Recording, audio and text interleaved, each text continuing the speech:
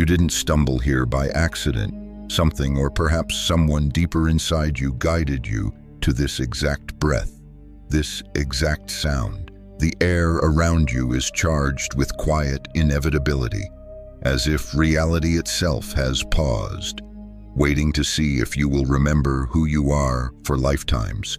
You have been taught to crawl toward your future, brick by brick, convinced that fulfillment lives somewhere ahead of you. You've been conditioned to believe that time is a road, and you are a weary traveler walking it. But what if time is not a line at all? What if it's a loop you've already completed, and your only task now is to wake up inside it?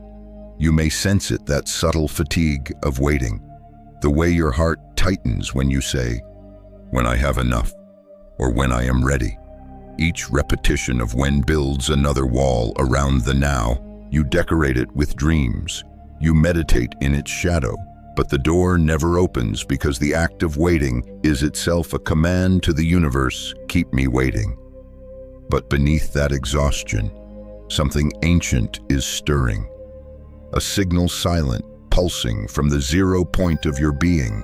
It whispers that nothing stands between you and your highest reality except indecision. The old identity clings to the comfort of its own cage, yet the new self presses at the edges, luminous and impatient. Here's the truth.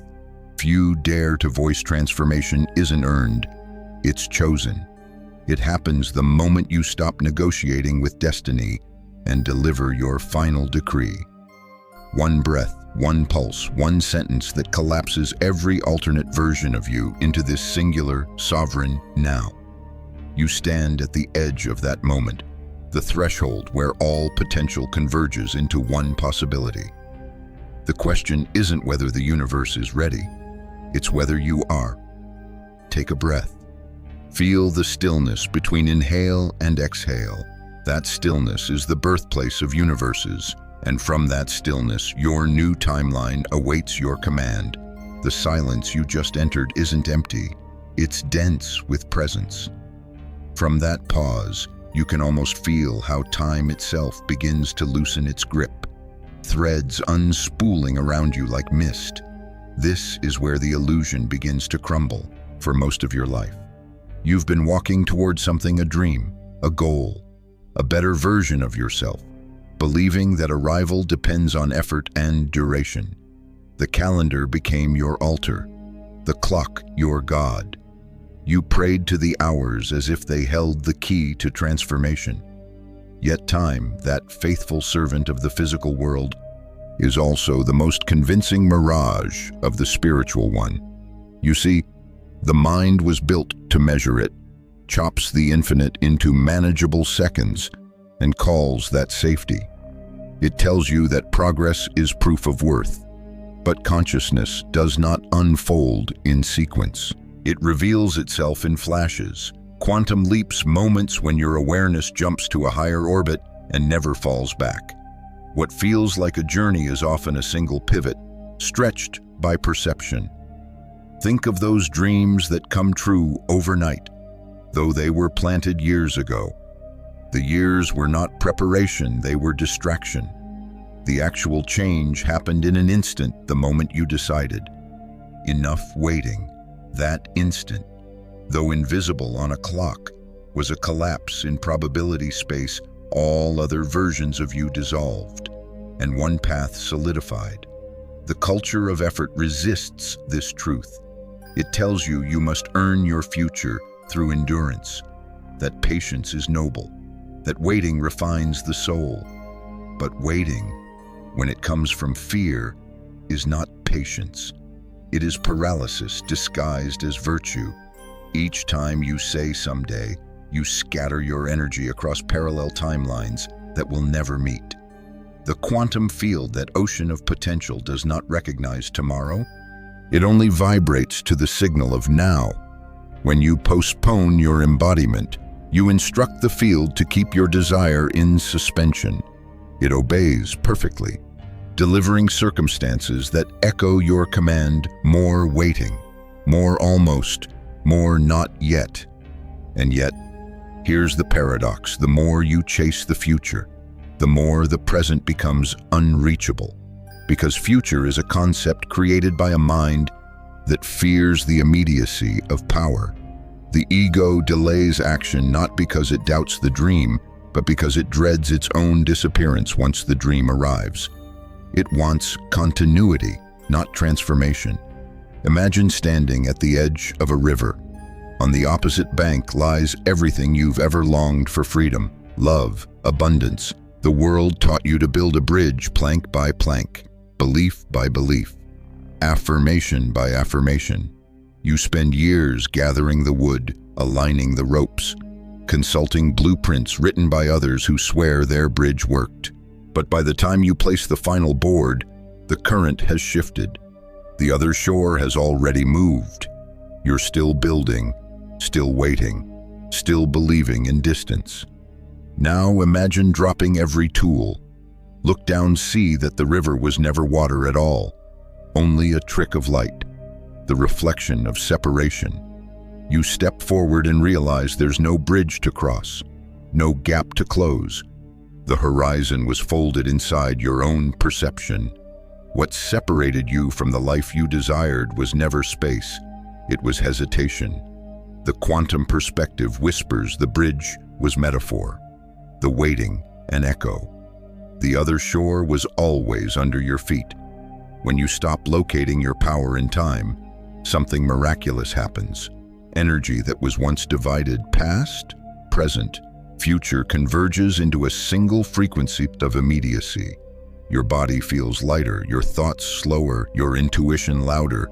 The field around you starts to shimmer with coherence.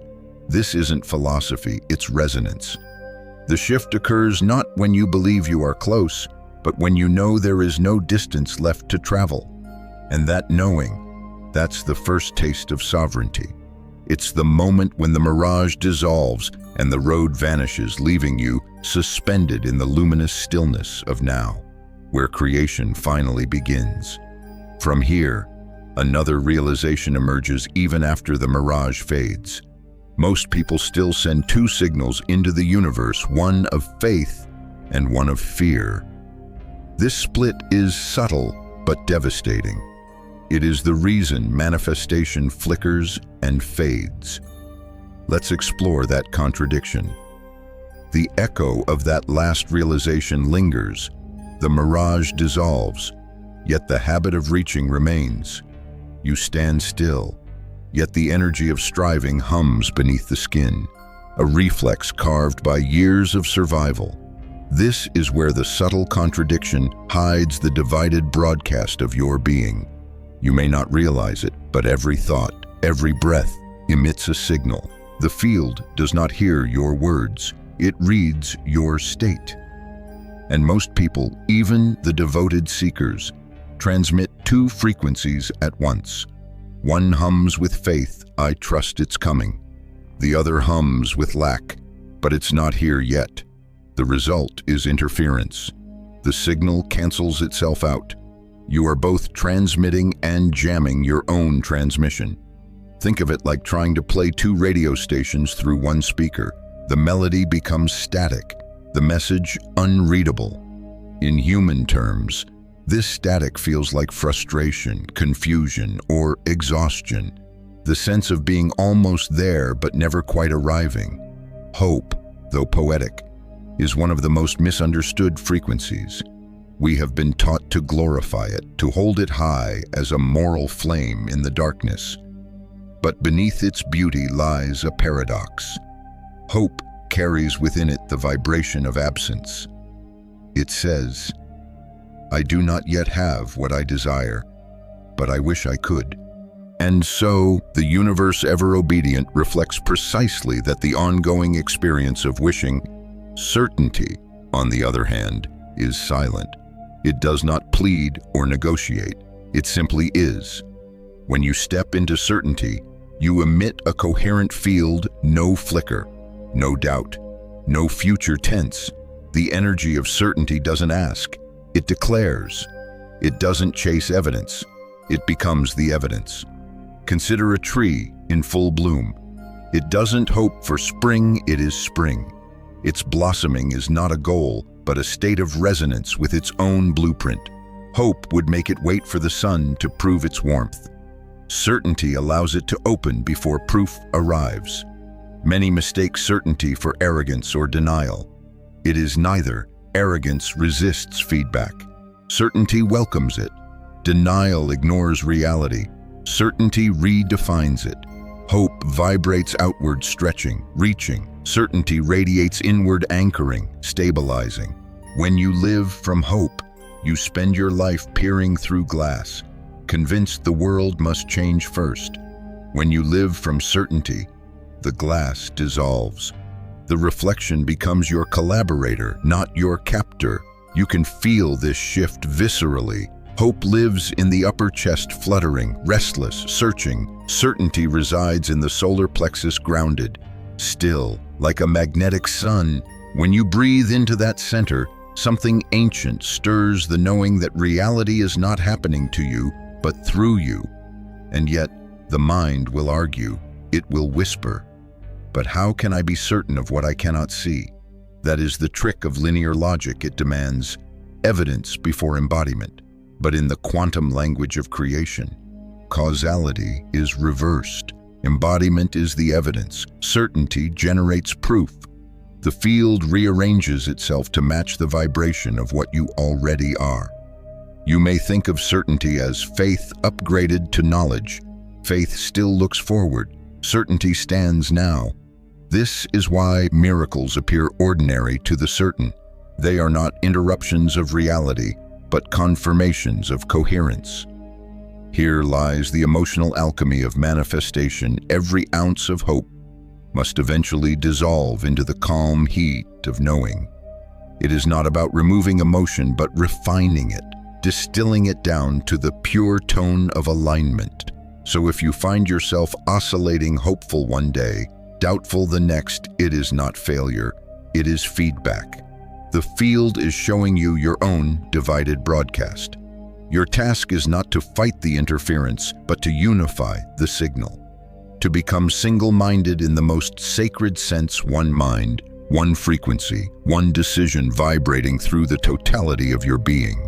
Because when that unification occurs, something remarkable happens. The mirror of life, which has been patiently reflecting your indecision, begins to shimmer, and the reflection itself starts to change. And that, my friend, is where the next revelation begins. The shimmer you just sensed is no illusion. It's the mirror beginning to breathe. You may notice the air thickening, the room subtly expanding, as if reality itself is leaning closer to listen. This is the precise moment when cause and effect trade places, when the outer world stops being a master and becomes a reflection of the inner command. The mirror doesn't think, it doesn't interpret. It only returns the image it receives with mathematical precision. This is both liberating and terrifying, because once you truly understand it, there's no one left to blame. Every disappointment, every miracle, each is simply your reflection made visible. You cannot scowl into the glass and demand that it smile first. You know instinctively that to change what you see, you must shift what you express. Yet in daily life, the same law applies, and we forget it entirely. We wait for love to arrive so we can feel lovable. We wait for abundance to appear so we can feel safe. We wait for peace in the world before we allow calm in ourselves. But the mirror of reality, impartial and exact, will never lead, it only follows. When you withhold the vibration of what you desire until evidence appears, you are standing before the glass, frowning, insisting it reflect joy first. You are, in essence, demanding that your reflection change, while your expression remains the same. Now imagine turning the equation around. You stand before the mirror and smile, not because you see joy, but because you choose to generate it. Instantly, the reflection smiles back. Not delayed, not partial, immediate. That's resonance. The field works precisely the same way. Energy precedes evidence. Expression creates reflection. This is why alignment feels so much like coming home. The moment you stop trying to manipulate circumstances and instead refine your state, life responds with uncanny speed. It is not responding to your words or your wishes, but to your coherence. The more consistent your inner signal, the clearer the reflection becomes. Think of your reality as a hall of mirrors, every person, every event, every setback simply another surface showing you an aspect of your current vibration. The faces that trigger you are the ones still carrying fragments of your own unacknowledged frequency. They're not there to punish, but to reveal. When you stop reacting and start observing, something shifts. The mirror becomes transparent. You begin to see not the reflection, but the light passing through it, the infinite possibilities behind the form. That's when manifestation moves from mechanical to mystical. You no longer push reality like clay. You command it like light. The need to fix dissolves because you realize there was never anything wrong, only feedback.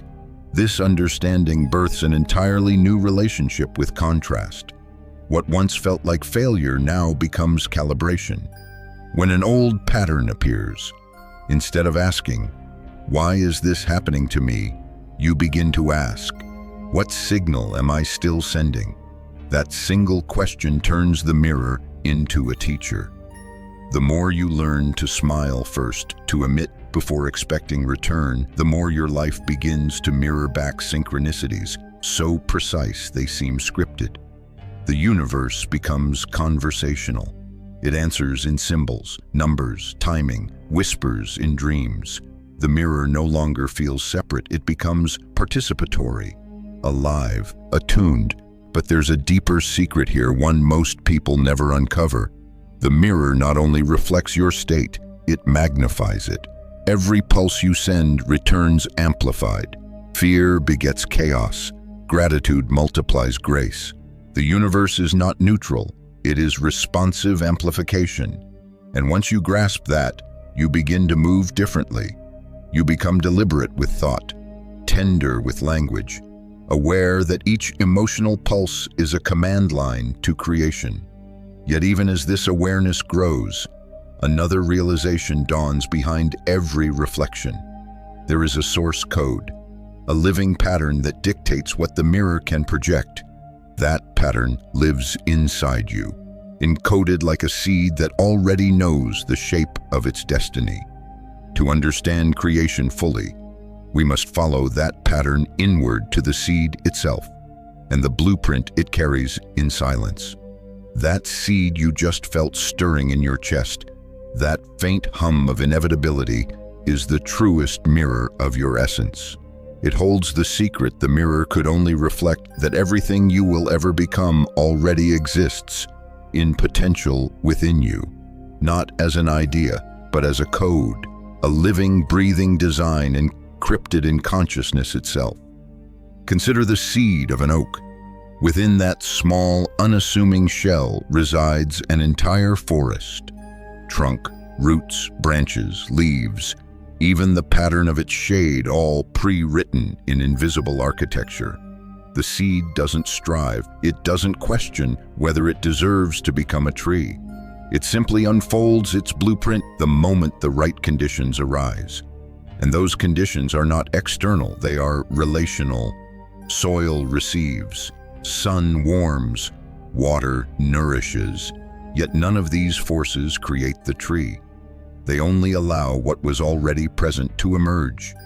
The oak doesn't build itself into being, it remembers itself into form. You are the same. Your highest potential, your so-called future self, is not somewhere ahead of you. It is a vibrational template encoded in your spiritual DNA, waiting for resonance. The act of manifestation is not construction, it's unfolding. The blueprint activates the instant you stop resisting its perfection. The human mind, trained in striving, complicates this simplicity. It believes transformation is a reward for effort, that you must become worthy of bloom. So it delays, it plans, it overthinks the soil, it measures the light.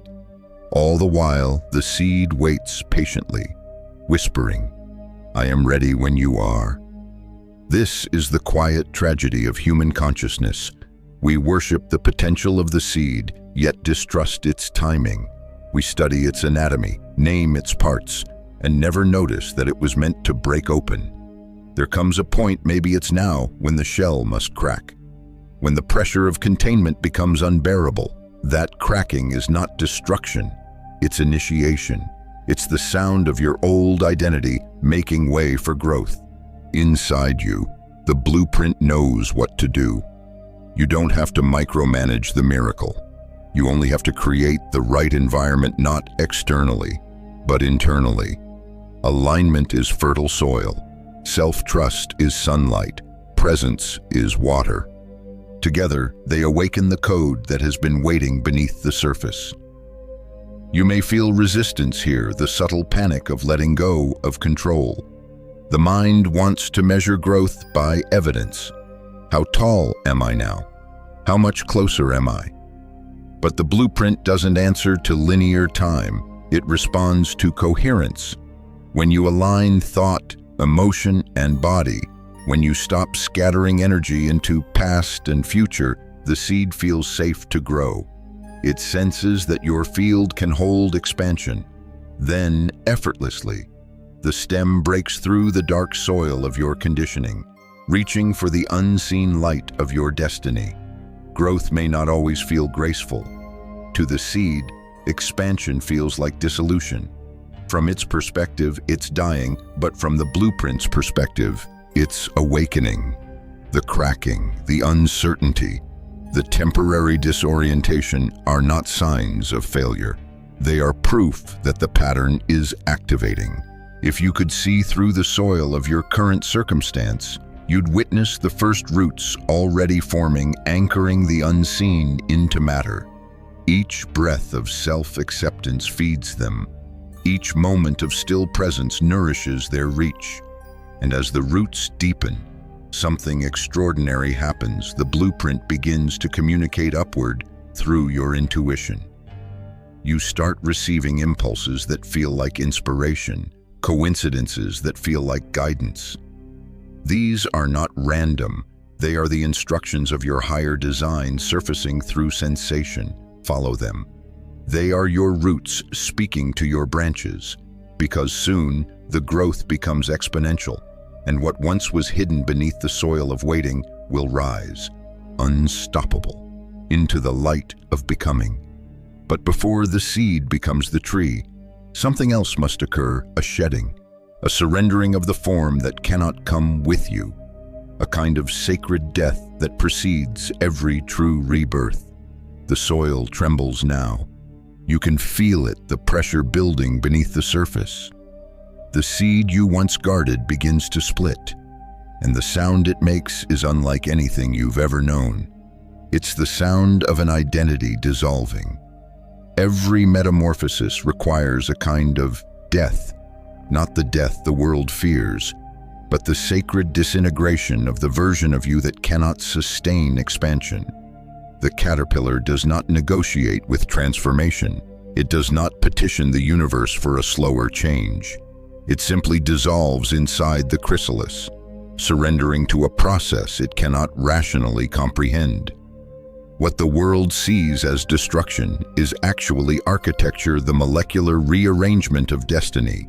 You, too, are dissolving. Maybe not in body, but in frequency. The edges of who you believed yourself to be begin to blur. The labels, the stories, the coping mechanisms, the subtle performances, all the scaffolding that held your old world upright, start to crumble under the weight of truth. And truth, once remembered, refuses to be contained. This dissolution can feel like chaos. The mind panics.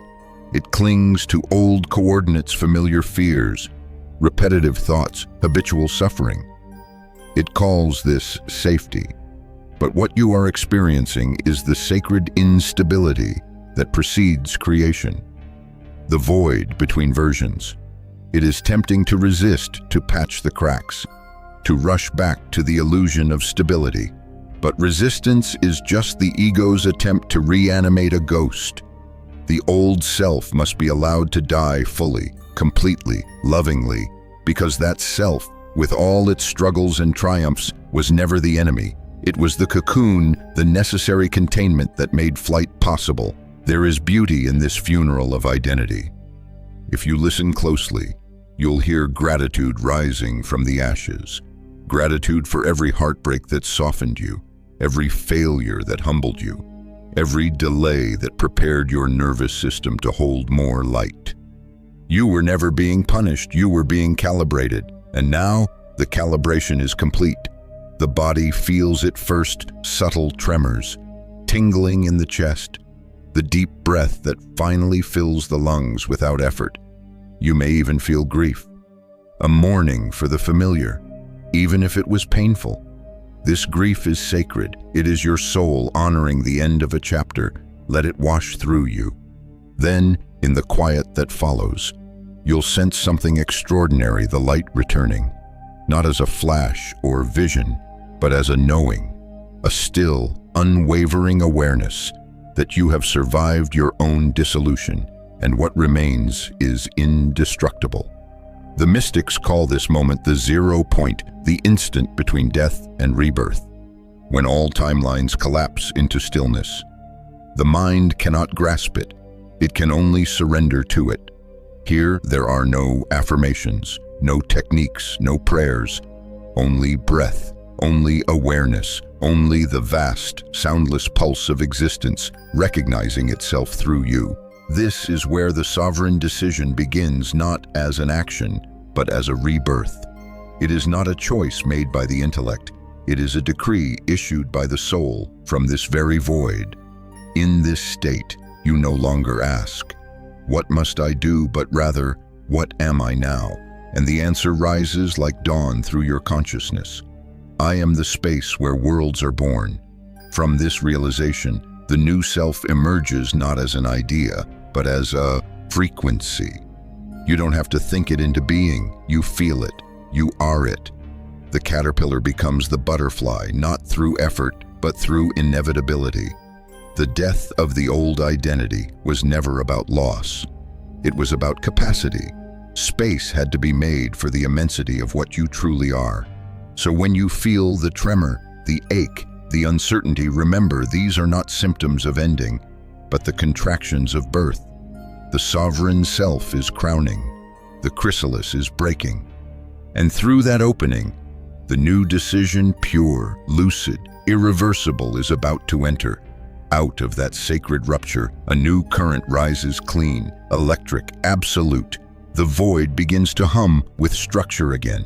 But this time, the architecture forms from the inside out. This is the genesis of the sovereign quantum decision, the act that ends all waiting and begins all becoming. It is not a thought, not a wish, not an affirmation repeated to convince yourself of something fragile. The sovereign decision is a decree, a full-body alignment of consciousness, emotion, and biology declaring one unified message to the field. This is who I am now. Everything before was negotiation. This is command. To understand its power, you must feel it, not analyze it. Imagine water heating on a stove, 97 degrees, 98 degrees, 99 degrees. Each degree hotter, but still the same substance. Then, at exactly 100 degrees, a threshold is crossed. The molecules reorganize, the water becomes steam. A new state of being emerges, not a gradual change, but an instantaneous transformation. The sovereign decision is that final degree. The moment when your energy reaches critical mass and reality has no choice but to reorganize around your new frequency. Your mind will want to label it as belief, but it's deeper than belief. Belief still contains room for doubt. The sovereign decision is certainty, embodied, a knowing so total that the very question dissolves. It is the moment you stop trying to get abundance and instead become the vibration of abundance itself. Think of a light switch in a dark room. You could study the darkness, trace its edges, analyze why it's there, or you could simply flip the switch. Light floods the room instantly. Darkness ceases not through struggle, but by absence of relevance. That is how identity transforms. The old self does not need to be exorcised. It simply loses resonance when the new one arrives. This decision is not mental bravado. It is cellular reprogramming. Every atom receives the memo. Every nerve begins to transmit a new baseline of certainty. The shift is felt somatically: warmth in the solar plexus, expansion in the chest, the subtle peace of coherence. And yes, it feels final, because it is. The sovereign decision carries the energy of no return. You can sense it like a sealed door behind you. The path back to doubt still exists in theory, but its gravity no longer pulls. You may wonder, how do I make such a decision? But that question belongs to the old paradigm, the one that confuses choice with effort. The sovereign decision isn't made by you, it is made through you.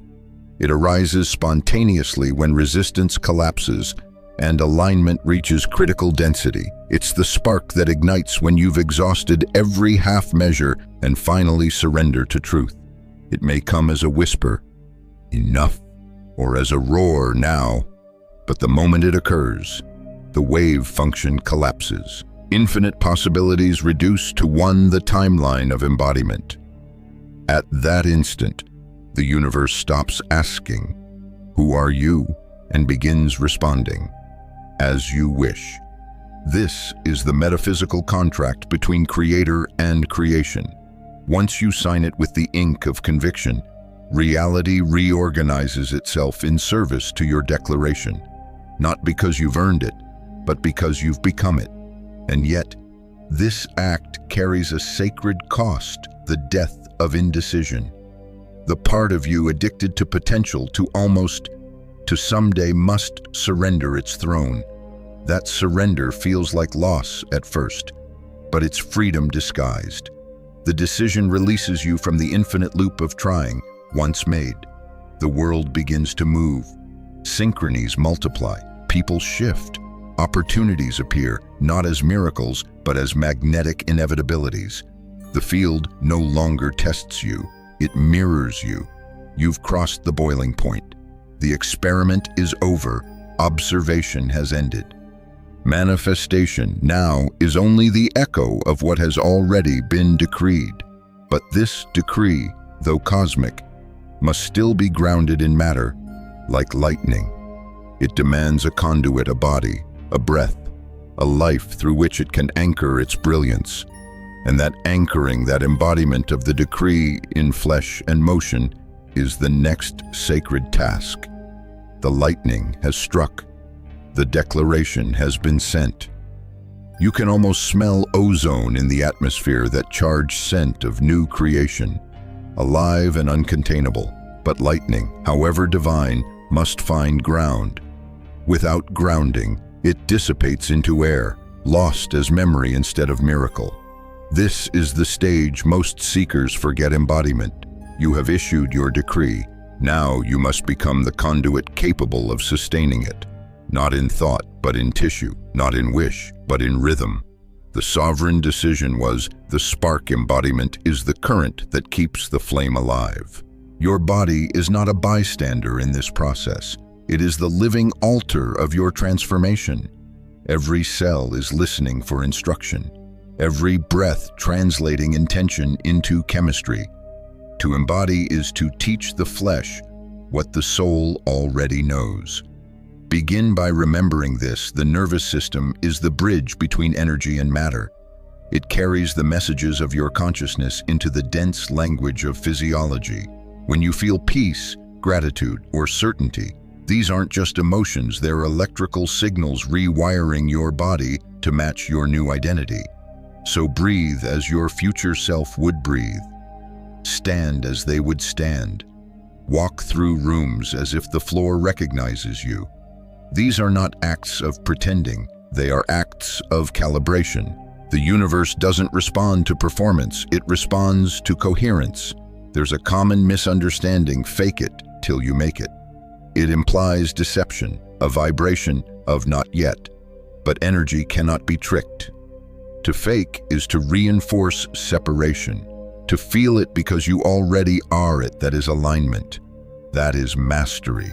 When you live from the feeling of your consummated reality, your body becomes a transmitter, broadcasting 24 hours a day the signal of fulfillment. Reality, ever the perfect mirror, rearranges itself to maintain resonance. Try this now. Inhale deeply, but not as someone waiting for change. Inhale as one who has already arrived. Feel how the breath enters differently, expanding the chest with quiet sovereignty instead of effort. That's the new rhythm. That's embodiment. Next, notice your posture.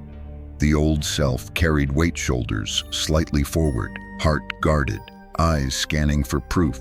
The embodied self moves differently. The spine elongates, as if pulled upward by invisible grace.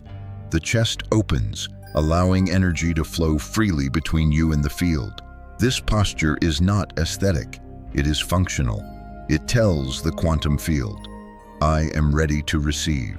It also tells your subconscious mind, we are safe now. Safety is the soil in which manifestation flowers. Embodiment is not a one-time event. It is repetition until naturalness returns. You are retraining your body to operate from completion, not lack. Over time, this becomes effortless, like remembering how to breathe after holding your breath for lifetimes. And then, subtle miracles begin. Your voice carries new authority. Your presence alters the energy of rooms. Synchronicities align with startling precision. These aren't rewards, they are harmonics of coherence. If you want a metaphor, think of yourself as a finely tuned instrument. You've changed the song, now every string must be adjusted to resonate with the new melody. The mind tunes thought, the heart tunes emotion, the body tunes posture and movement. When all three harmonize, the music of your new reality begins to play through you continuously. That's embodiment, not a practice, but a frequency maintained through living. It is here, in this ongoing calibration, that you realize something profound. While your decision was instantaneous, reality moves with delay. There's an echo between command and materialization. It's not punishment, it's physics. This delay, the quantum echo, is the next initiation. It tests whether your embodiment is stable or conditional, whether your certainty depends on external validation or remains self-sustained. To master creation, you must learn to hear the echo not as doubt, but as proof. The silence before the manifestation isn't emptiness.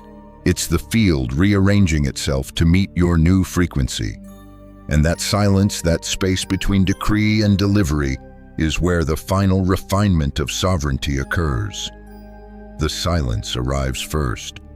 It's subtle at the edges, like the hush that follows thunder. You've made the decision, embodied the frequency, and now everything seems to pause. This is the echo, the after sound of your transformation moving through the corridors of reality. At first, it can feel disorienting. You may expect immediate proof, a sudden opening, a tangible sign, but the field, though instantaneous in essence, translates through layers of density. The energetic reconfiguration happens faster than light. The material world takes its time. It's like turning a massive ship. The helm moves instantly, but the bow must still swing through the water before the new direction becomes visible. This is where most creators stumble. They mistake the pause for failure, the silence for neglect. They panic, lowering their frequency back to doubt. They rebroadcast the old signal, undoing the coherence they just achieved. But the echo is not the void's rejection, it is its reverberation. It's the universe saying, hold your tone while I rearrange the stage. Think of throwing a stone into a still pond. The ripples spread outward, bouncing off the banks and returning toward you. Those returning waves are the quantum echo feedback confirming that the field heard your command. The trick is to meet them without flinching. Sometimes the echo wears the mask of challenge, an unexpected bill, a strained relationship, a sudden fear you thought you'd transcended. These are not regressions. They are reflections, the last reverberations of your old frequency collapsing. The echo asks one sacred question. Are you sure when you respond with certainty, not through bravado, but through embodied calm? The old pattern completes its death spiral. But when you react with fear, the echo finds resonance and amplifies. It's not punishment, it's precision. The universe amplifies coherence and incoherence alike. So in this interval, your greatest practice is not effort, it's steadiness. You don't need to do more, you need to become stiller. Hold your tone. Keep breathing the way your future self breathes. Keep walking as if the path has already cleared, because energetically, it has. Here's a truth to anchor matter is slow music. You've changed the song, but the old rhythm still lingers in the air for a moment. Don't mistake the echo for the melody. Wait not passively, but with regal patience. This is not delay, it's synchronization. Even nature reflects this principle. When lightning strikes, the light arrives before the sound. We accept the gap because we understand physics. In manifestation, the light, your energetic signal, always precedes the thunder of results. The echo you hear is confirmation, not contradiction. And while you wait, watch the subtler signs, shifts in sensation, small alignments, the ease that wasn't there before. These micro-synchronicities are like the first notes of a distant symphony, proof that the overture has begun. During this phase, treat yourself as a temple under renovation.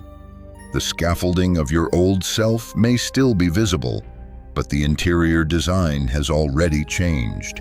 Do not judge the process by appearances. The outer form is catching up to the inner blueprint. When impatience arises, and it will see it as the ghost of the timeline you just left, smile at it, let it fade. Every exhale becomes a vote for presence. Every moment of still faith strengthens the bridge between unseen and seen. The quantum echo is not an obstacle, it is initiation. It trains you to sustain coherence under silence, to remain sovereign amid uncertainty, because sovereignty is not measured in ease, but in stability. And as the echo fades, as the ripples quiet and the pond becomes still once more, you will notice something extraordinary. The reflection in the water has changed. The landscape is different. The reality before you begins to shimmer with new geometry. This is the sign that the echo has done its work and you have entered mastery. When the last ripple settles, what remains is stillness, but not the fragile stillness of waiting. This is a living stillness, charged, awake, the kind that hums like a low tone beneath existence. You can feel it in your bones. The echo has finished its orbit. You have become the calm around which new worlds arrange themselves. This is mastery, not domination, not control, but unshakable presence. At this stage, you no longer chase coherence. You are coherence. You no longer manipulate the mirror. You glow within it. The mind, once a restless architect of outcomes, now becomes an instrument of observation. Thoughts still arise, but they pass through you like wind through tall grass, moving, but not disturbing. Presence is the art of knowing you are both the wave and the ocean. It is standing at the center of paradox, unbothered by the dance between creation and dissolution. You recognize that manifestation was never about summoning something new, but about remembering what was always here. In this awareness, even contrast loses its sting. Challenges appear, but they no longer define you. They reveal you. You start to see each moment as an invitation to deepen stability. The unwanted thought, the external chaos, The sudden shift, all of it becomes raw material for refinement. When you live like this, reality begins to bend gracefully around your frequency, not because you control it, but because you harmonize with it. The world starts to respond as if choreographed phone calls at perfect timing, strangers echoing your inner dialogue, opportunities fitting seamlessly into unseen plans. This isn't magic, it's mathematics expressed through grace. Presence turns life into dialogue. Every coincidence becomes confirmation. Every silence becomes instruction. You start to trust the quiet more than the noise. The field no longer feels distant. It feels intimate, responsive, like breath itself. And then you realize you're no longer practicing manifestation. You're living as manifestation. You've crossed from creator to creation, from seeker to song. But this mastery carries a responsibility to remain open, to keep soft where life invites hardness, to let humility temper power. The sovereign self is not an empire builder. It is a steward of frequency. You are not here to dominate the field, but to dance with it, to maintain the rhythm that keeps creation in motion. So how do you sustain this? By remembering that mastery is maintenance. The same way a musician keeps tuning even after the performance begins. You keep aligning, breathing, noticing. You treat every heartbeat as a recalibration of the cosmos through you. Presence is not passive, it's participatory awareness. It's the choice to remain attuned even when the tempo shifts, because it will shift. The universe thrives on movement, but when you stay centered in stillness, movement becomes music instead of noise. There will be moments when old echoes knock on your door, fragments of fear, memories of limitation. Let them visit, but do not offer them tea. They are tourists in a country that no longer exists. You'll know you have mastered presence when your peace no longer depends on outcome, when you can hold both expansion and uncertainty in the same breath without losing your rhythm. When I am becomes not a statement, but an atmosphere. And in that atmosphere, creation keeps happening effortlessly, not because you are trying to manifest, but because existence itself is manifesting through you. You have become the axis of your own reality, the still point where cause and effect meet, where decision becomes destiny, where the infinite finds its anchor in flesh. And from that stillness, from that sovereign calm, a new invitation arises not to change more, but to live more, to let your life become the proof of your presence. The air around you is quiet again, but it's not the silence of ending, it's the silence of arrival. Everything that needed to shift has shifted. Everything that had to dissolve has dissolved. What remains is pure awareness, resting in its rightful throne. You can feel it, can't you? That subtle hum in your chest, that calm brightness behind your thoughts. This is the pulse of sovereignty, not loud, not dramatic, but steady, eternal. The path you've walked was never about adding anything new. It was about peeling back the noise until you could hear this pulse clearly again. The sovereign decision is complete, but the practice of presence never ends. Each breath now becomes a ceremony. Each moment an altar where creation renews itself through your awareness. You have moved beyond the loop of waiting and stepped into the continuity of being. There will still be days when the echoes call your name, when the old vibration tries to resurrect itself through memory or circumstance. Let them. They are not regressions, they are reminders of contrast, gentle invitations to return to center. Smile at them. Breathe, and in that breath, you return home instantly, because home was never a place or a timeline. It was this, the still point where your body, your breath, and your consciousness meet in quiet collaboration. Now place your hand over your heart. Feel its rhythm. Whisper softly, I decide again, now, not to redo the process, but to reaffirm it, to keep your channel clear. Your presence awake, your sovereignty embodied. You are not waiting for your new life to begin. You are the life that all new realities orbit around. The bridge is gone, the horizon has folded inward. What was once a future dream now lives under your skin, breathing with you, seeing through your eyes. So exhale, rest, and let this be your vow to live not as one who seeks miracles, but as one through whom miracles naturally occur. You have come full circle, only to discover the circle was always within you. Welcome home.